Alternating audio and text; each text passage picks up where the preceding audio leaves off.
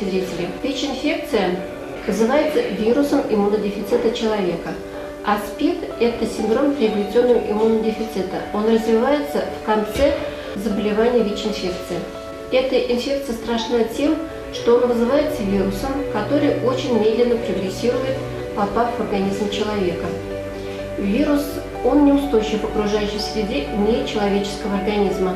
Он при кипячении погибает моментально. Капли крови в условиях комнатной температуры инфекционную дозу может сохранять в течение 1 недели. Действие солнечных лучей его убивают. И человек, заразившись этим вирусом, даже не знает об этом. Но для окружающих и близких людей он становится заразным. Для людей, которые пользуются общими бритвенными приборами, может быть, зубной щеткой, кто не совсем соблюдает меры личной гигиены, становится источником инфекции для людей, которые наносят татуировки одной и той же иглой нескольким людям. ВИЧ-инфицированные матери становятся источником инфекции для заражения во время беременности, в родах и при кормлении грудным молоком для детей. Вирус иммунодефицита человека находится во всех биологических жидкостях человека. Это может быть и слюна, и моча, и слеза, и кровь. Самая максимальная концентрация вируса находится в крови, в сперме и влагалищных отделениях.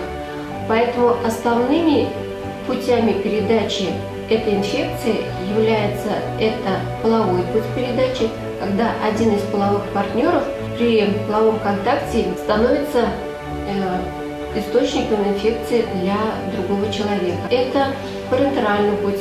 Этот путь в бытовых условиях, когда происходит смешивание крови ВИЧ-инфицированного пациента с другой, когда происходит нанесение нестерильными инструментами татуировки, пирсинга, при употреблении наркотических веществ. Следующий путь передачи – это вертикальный, то есть мама становится источником инфекции для будущего ребенка. Это может быть во время беременности, в родах и при кормлении грудью. Источником инкубационный период, то есть этот период, когда в организм попадает вирус до появления первых клинических симптомов, самый минимальный, может от 2 недель до нескольких месяцев, иногда может быть и год.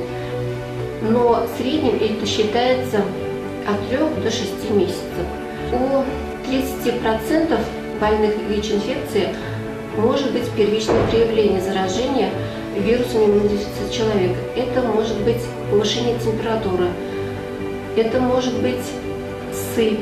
Длительное время у пациентов, имеющих в себе вирус иммунодефицита человека, сохраняются увеличенные лимфатические узлы. Это может быть ушные, подчелюстные, переднешейные, подмышечные, паховые.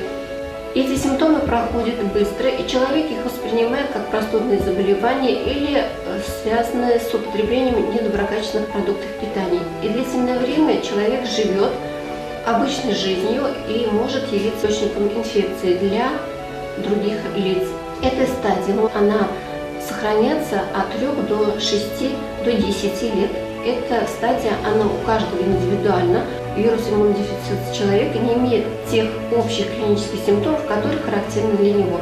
Он может протекать и под маской туберкулеза, и под маской пневмонии, и под маской кишечных инфекций. Человек становится восприимчивым к различным бактериальным, грибковым, онкологическим заболеваниям. Установить, что пациент инфицирован или не инфицирован вирусом иммунодефицита человека, посмотрев на человека, невозможно. Необходимо обязательно проверить кровь на содержание в крови антител вируса иммунодефицита человека. Для этого необходимо пациенту провериться кровь на ВИЧ-инфекцию. Но дело в том, что не при всех показателях кровь у нас может дать положительный результат, если даже человек был инфицирован.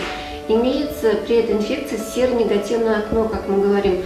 Это то время, когда вирус есть уже в организме, но в крови не образовались против этого вируса защиты или антитела. Они появляются намного позднее. Они могут появиться минимум от 2 недель с момента проникновения вируса человека до 6 до 9 месяцев. Поэтому однократная проверка крови на антитела против вируса иммунодефицита не дает возможность говорить, что этой инфекцией вы не заразились. Необходимо несколько раз в течение месяца от случившегося момента, который у вас вызывает подозрение, провериться через месяц, через 3 месяца, то есть в течение года, при соблюдении тех правил, которые не дают возможность заразиться вирусом иммунодефицита человека.